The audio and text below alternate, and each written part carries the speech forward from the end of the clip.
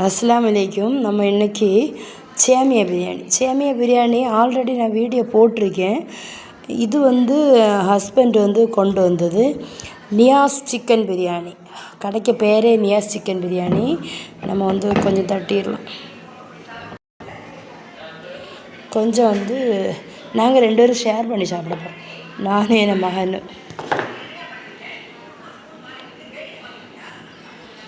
சூப்பராக இருக்கும் சாப்பிட்றதுக்கு. ஆனால் நிறைய இறைச்சியெல்லாம் இல்லை, சிக்கனில் உள்ளது தான். 1 2 கிடக்கும்.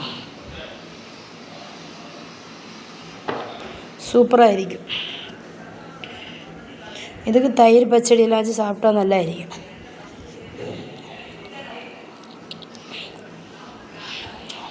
ஆல்ரெடி ஃபுல் வீடியோ யூடியூப்பில் இருக்குது, வீடியோ செக் பண்ணி பாருங்கள்.